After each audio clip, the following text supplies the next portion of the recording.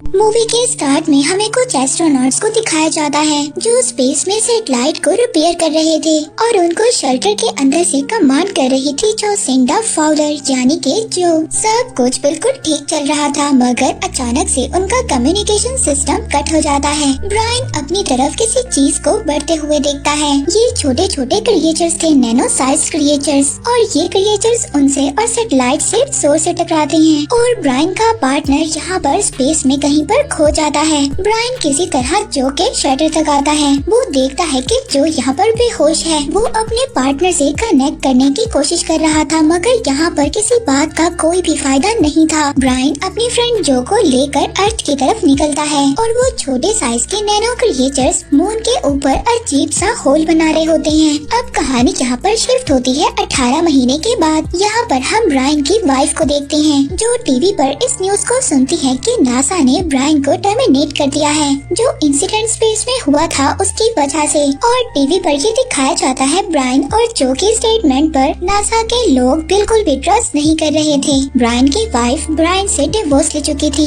और वो अपने बेटे सोनी को लेकर दूसरी कंट्री शिफ्ट होने वाली थी, क्योंकि इस इंसिडेंट के बाद उन लोगों के पास घर भी नहीं था। इसके बाद इस मूवी की कहानी आगे शिफ्ट होती है 10 साल के बाद। हम यहाँ पर डॉक्टर केसी हाउसमैन को देखते हैं जो मून पर होने वाली एक्टिविटी के बारे में इंफॉर्मेशन को इकट्ठा कर रहा था और उसको मून के ऑर्बिटल डिस्टेंस में कुछ अजीब सा देखने को मिलता है। अब केसी जल्दी से नासा कॉल करता है और कहता है कि उसने नासा के डायरेक्टर से बात करनी है। जो को भी नासा से कॉल आती है और वो सुबह सुबह अपने काम के लिए निकल जाती है। जो जब अपने स्पेस सेंटर पहुँचती है तो उसको मून पर होने वाली अजीब सी एक्टिविटी के बारे में बताया जाता है और जो को यहाँ पर बताया जाता है कि मून का ऑर्बिट सिस्टम चेंज हो रहा है। ऑर्बिट का रेडियस बहुत ज्यादा कम हो रहा है और वो लोग फुटेज में कुछ अजीब सा देख रहे हैं मून के बिल्कुल मेरक्रेसियम हिस्से में। उधर दूसरी तरफ केसी की बातों को नासा वाले बिल्कुल भी सीरियस नहीं ले रहे थे। केसी को पता चलता है कि आज एस्ट्रोनॉट डे है। केसी उस जगह पर पहुंचता है जहां पर एस्ट्रोनॉट डे मनाया जा रहा था, लेकिन जब वो वहां पर जाता है वहां पर तो सिर्फ बच्चे थे। वो वहां पर बच्चों को मून के बारे में लेक्चर देता है और फिर वहां पर ब्रायन भी आ जाता है जो वहां पर असल में लेक्चर देने वाला था। केसी यहाँ पर ब्रायन से मिलता है और अपनी सभी इंफॉर्मेशन के बारे में बताता है जो उसने आज तक इकट्ठी की थी। वो ब्रायन को बताता है कि मून अपने ऑर्बिट से बाहर हो चुका है, मगर ब्रायन उसकी सभी बातों को मजाक ले रहा था। केसी को गार्ड्स पकड़कर बाहर ले जाते हैं, मगर वो अपने पेपर ब्रायन को दे जाता है पढ़ने के लिए। अब ब्रायन को उसकी वाइफ की कॉल आती है। वो उसको कहती है कि उसका बेटा एक कार चेस में पकड़ा गया है और उसके पास से ड्रग्स भी मिली है। अब कोर्ट में ब्रायन के बेटे का ट्रायल चलता है। वहाँ पर जज केस को पोस्टपोन कर देता है क्योंकि यहाँ पर ब्रायन जज को कहता है कि वो उसके बेटे को छोड़ दें, मगर जज यहाँ पर केस को ही पोस्टपोन कर देता है। हम यहाँ पर केसी को देखते हैं जो अपनी मदर से मिलने जाता है। उसकी मदर एक ओल्ड एज होम में रहती हैं और वो शॉर्ट टर्म मेमोरी लॉस की वजह से सफर कर रही हैं। मगर केसी की मदर को अपने बेटे की डिस्कवरीज पर यकीन है और वो अपने बेटे केसी से कहती हैं कि तुम दुनिया को यकीन दिलवाओ कि तुम्हारी इंफॉर्मेशन गलत नहीं है। दूसरी तरफ हम स्पेस सेंटर को देखते हैं जहाँ पर जो के कलीग्स ये बात कर रहे थे कि उनके पास सिर्फ 3 हफ्ते ही बचे हैं। इसके बाद चांद के छोटे छोटे टुकड़े जमीन पर गिरने लगेंगे और इसका बस यही हल है कि उन लोगों को मून पर जाना होगा और उस होल को देखना होगा कि आखिरकार उस होल के अंदर है क्या। और अब इनको यहाँ पर पता चलता है ट्विटर पर ये न्यूज अपडेट है कि केसी ने कर दिखाया। वहाँ पर ब्रायन जो जज के साथ था अब वो भी टीवी पर वही न्यूज देखता है कि मून अपने ऑर्बिट से बाहर आ चुका है। वहाँ पर ब्रायन की एक्स वाइफ अपने हस्बैंड के साथ अपने बच्चों को लेकर यहाँ से निकलने वाले हैं, मगर ट्रैफिक की वजह से कोई भी नहीं जा सकता था। अब नासा और यूरोपियन एजेंसीज मिलकर एक मिशन को स्टार्ट करते हैं। अब पूरी दुनिया में ये न्यूज फैल चुकी थी और हर किसी की हालत खराब होती जा रही थी। अब ब्रायन ये न्यूज देखकर मजबूर हो जाता है। वो केसी के पेपर्स को पढ़ने लगता है और उसकी वेबसाइट्स पर भी विजिट करता है।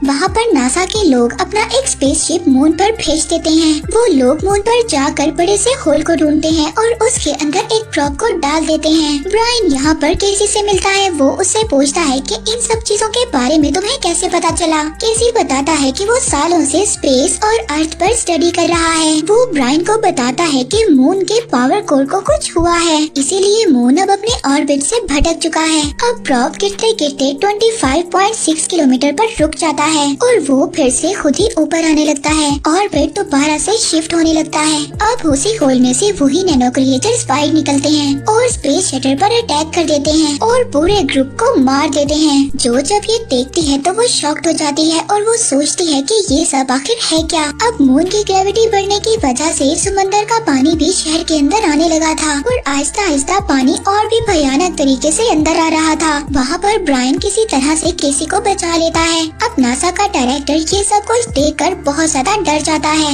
और ये सब देखकर अपनी फैमिली को इन्फॉर्म करता है कि वो सब यहाँ से निकलने वाले हैं। जो जब ये बात सुनती है तो वो अपने डायरेक्टर से कहती है कि क्या तुम यहाँ से भाग जाओगे और कोई बात तो ऐसी है जो तुम मुझे नहीं बता रहे जिसके बारे में तुम जानते हो। यहाँ पर नासा का डायरेक्टर जो उसे कहता है, डायरेक्टर कहता है कि अगर तुम्हें नासा के बारे में जानना है तो तुम जाकर एक आदमी से मिलो और क्लियरेंस के लिए उसको अपना कार्ड भी दे देता है। अब जो उस जगह पर पहुँच जाती है जिसके बारे में उसके डायरेक्टर ने उसको बताया था, वहाँ पर जाकर वो कुछ पुरानी रिकॉर्डिंग्स को चेक करती है और रिपेयर मिशन वाली फुटेज में उन्हीं नैनो क्रिएचर्स को देखती है और वहाँ पर वो एक आदमी होल्डन फील्ड से मिलती है जो को यहाँ पर 1969 की बात बताता है जब लोगों को मून के क्रस्ट पर अजीब सा कुछ मिला था, एक तरह का लाइट, और नासा ने इस बात को दबाने की कोशिश की थी और वो मिशन रिपेयर से कनेक्टेड है, यानी कि उसी मिशन से जो हमने मूवी के स्टार्ट में देखा था। और जब ब्रायन ने भी इस बात को उठाने की कोशिश की तो उसको पागल कहकर निकाल दिया गया और बताता है कि वो टेक्नोलॉजी हमसे बहुत ज्यादा एडवांस्ड है और हम तो अभी उनके सामने स्टोन एज में हैं। अब जो इस बारे में मिलिट्री से बात करती है जहाँ पर उसका एक्स हस्बैंड भी काम करता है, लेकिन वो जो कि एक भी बात नहीं सुनता। मिलिट्री भी न्यूक्लियर पावर से मून को डिस्ट्रॉय करना चाहती है, लेकिन इन सब चीजों से अर्थ को भी खतरा होगा। यहाँ पर जो का एक्स हस्बैंड उससे उसके बेटे के बारे में भी सोचने का कहता है और वो कहता है कि तुम सभी को यहाँ से चले जाना चाहिए और वो बताता है कि तुम सबको यहाँ से कोलोराडो चले जाना चाहिए। सीन शिफ्ट होता है ब्रैन और केसी पर। ब्रैन और केसी बात करते हैं। यहाँ पर केसी ब्रैन से कहता है कि तुमने स्पेस में एलियन टेक्नोलॉजी को देखा था। ब्रैन केसी को बताता है उन्हें एलियंस ने मेरे दोस्त की भी जान ले ली और जब वो अर्थ पर आया तो उसका डाइवोर्स हो गया और उसका बेटा भी उससे अलग हो गया। अब जो को यहाँ पर याद आता है कि होल्डन फील्ड ने उसको एक डिवाइस के बारे में बताया था, उसको EMP डिवाइस भी कहा जाता है और उसी डिवाइस से उन नैनो क्रिएचर्स को मारा जा सकता है और ये सारी बात वो अपने एक्स हस्बैंड को बता देती है। दूसरी तरफ नेशनल सिक्योरिटी के लोग ब्रायन को लेने आते हैं और ब्रायन यहाँ पर किसी के साथ वहाँ से निकलता है और वो वहाँ पर जाकर जो से मिलता है जो उसको वहाँ पर एक रिकॉर्डिंग दिखाती है। वो मून की वही रिकॉर्डिंग दिखाती है। वो बताती है कि एक होल है जो 25 किलोमीटर तक डीप है और जो भी 10 साल पहले हुआ वो आज से जुड़ा हुआ है और जो वहाँ पर उसको एक फुटेज भी दिखाती है जिसमें उन नैनो क्रिएचर्स ने उनके ग्रुप मेंबर्स को मार दिया था। यहाँ पर केसी उन लोगों को बताता है कि वो क्रिएचर्स मून के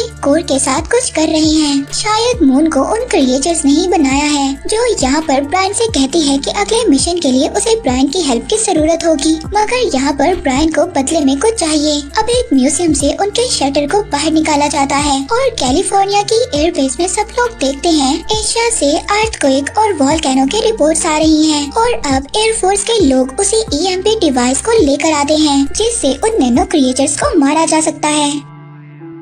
ब्रायन ने यहाँ पर बदले में जो से ये मांगा था कि उसके बेटे सोनी को जेल से बाहर निकाल दिया जाए। ब्रायन यहाँ पर अपना प्लान सबसे डिस्कस करता है और अपने बेटे सोनी को देखकर रिलैक्स फील करता है। अब जहाँ से शटर को लॉन्च किया जाना था वहाँ पर एक बहुत बड़ा अर्थक्वेक आता है और केसी मून की एक्टिविटी में फिर से कुछ अजीब होता हुआ देखता है और पता चलता है कि शटर खराब हो गया है अर्थक्वेक की वजह से और अब कुछ भी नहीं हो सकता था। जो सबको ये ऑर्डर दे देती है स्पेस को खाली करने के लिए और उनको जल्दी से कोलोराडो जाने के लिए कहती है जहाँ पर सभी वो एक बंकर में छुप सकते हैं। अब केसी यहाँ पर जो के पास जाता है। केसी जो को बताता है कि मून का ग्रेविटेशनल बहुत तेजी से बढ़ रहा है और हमें जल्दी से अपने मिशन को स्टार्ट करना होगा, मगर जो यहाँ पर बताती है कि मिशन ओवर हो चुका है। और अब यहाँ पर जो फ्रेंड के पास जाती है वो उससे कहती है कि स्पेस में हम सिर्फ दोनों जाएंगे, तुम शटर को उड़ाओगे और मैं तुम्हें नेविगेट करूंगी। लेकिन उनको एक और फ्लाइट इंजीनियर की जरूरत थी,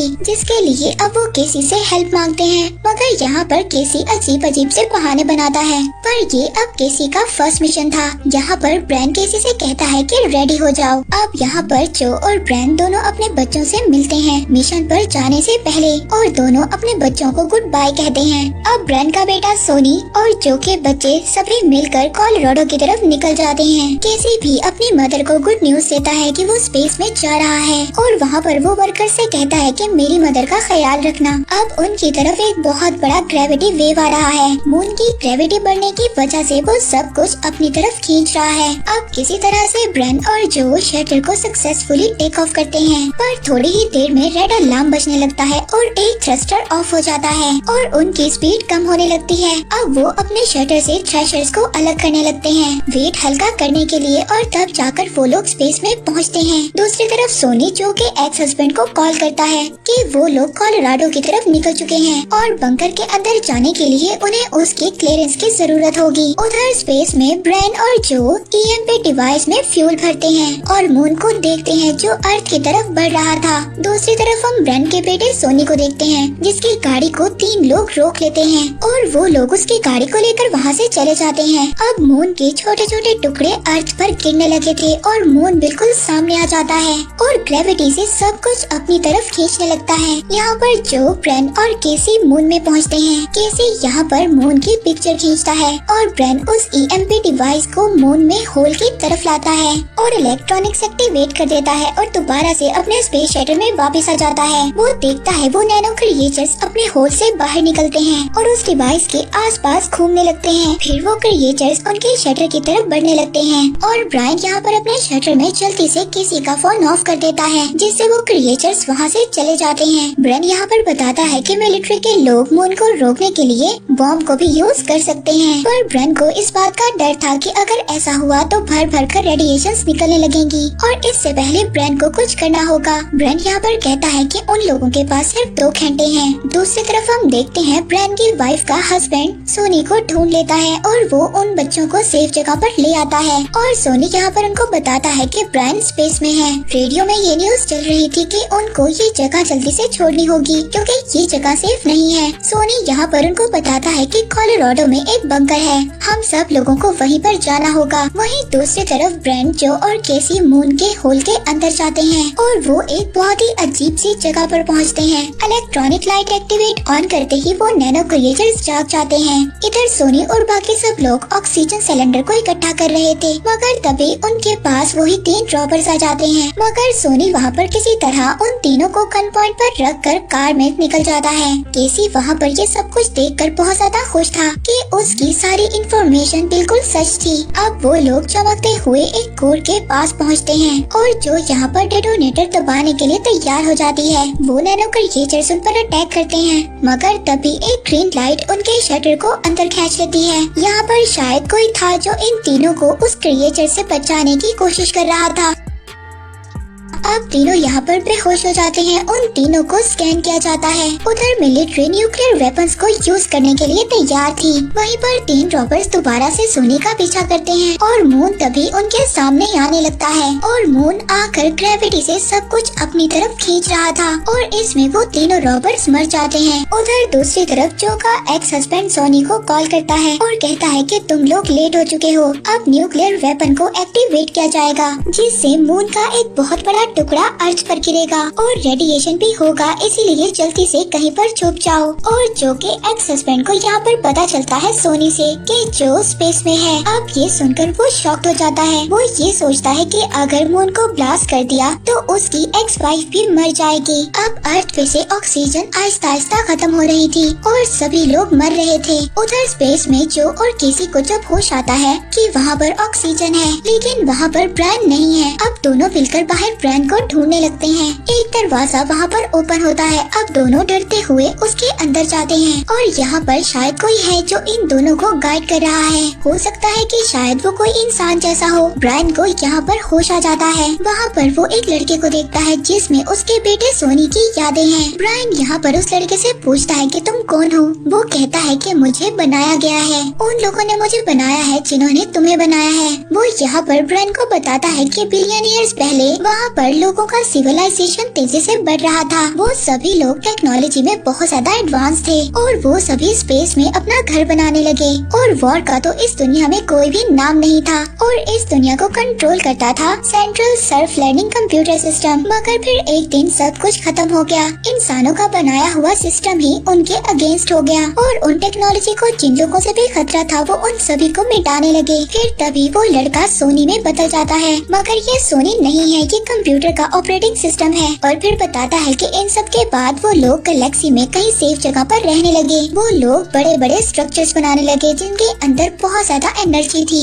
और उन्हीं स्ट्रक्चर्स में एक मून भी था। और फिर उसके बाद उसी टेक्नोलॉजी ने मून को ढूंढ लिया और फिर मून पर अटैक कर दिया। ये क्रिएचर्स उन्हीं इलेक्ट्रॉनिक चीजों पर टारगेट करते हैं जिनमें ऑर्गेनिक लाइट्स हैं। और फिर वो बताता है कि उन्हें एक ह्यूमन की जरूरत है जो उन नैनो क्रिएचर्स को वहाँ मून पर से हटाने का काम करेगा और इससे ये होगा कि मून दोबारा से अपने ऑर्बिट में आ जाएगा। और फिर इसके बाद हम ब्रायन को देखते हैं जो बेहोश था और वो ये सब कुछ अपने ड्रीम में देख रहा था। जो और केसी जब उसको उठाते हैं तो वो उनको बताता है। वो बताता है कि उन्हें जल्द ही इन क्रिएचर्स को मारना होगा, इन क्रिएचर्स को जल्दी मून पर से हटाना होगा, वरना एक बहुत बड़ी तबाही दुनिया में हो जाएगी। और वो अब तीनों देखते हैं कि वहाँ पर जो टेक्नोलॉजी थी उसने उनके शटर को ठीक कर दिया था। शटर का पावर ऑन होते ही वो क्रिएचर्स मून के कोर पर से हट जाते हैं और वो अब शटर का पीछा करते हैं। अर्थ पर ऑक्सीजन की कमी की वजह से सब लोगों ने ऑक्सीजन मास्क को पहन लिया था। अर्थ पर ऑक्सीजन की कमी की वजह से लोग मर रहे थे। सोनी और बाकी सब लोग जब आगे बढ़ रहे थे तभी वहाँ पर चांद के बड़े बड़े टुकड़े जमीन पर गिरने लगते हैं और सोनी वहाँ पर गिर जाता है। हम देखते हैं कि मून अर्थ के एटमॉस्फेयर में आ चुका था। अब मिलिट्री के लोग वेपन को एक्टिवेट करने ही वाले थे, लेकिन जो का एक्स हस्बैंड ऐसा करने नहीं देता क्योंकि जो अभी स्पेस में थी। दूसरी तरफ स्पेस में ब्रायन, केसी और जो से कहता है कि तुम लोग शटल लेकर चले जाओगे और मैं बॉम्ब के साथ यहीं स्पेस में रहूंगा। मगर यहाँ पर ब्रायन से पहले कुछ करता, केसी बॉम्ब को अपने साथ लेकर रॉपर में रुक जाता है। केसी यहाँ पर ब्रायन से कहता है कि मेरी मदर से मिलना और कहना कि मैं फेलियर नहीं हूँ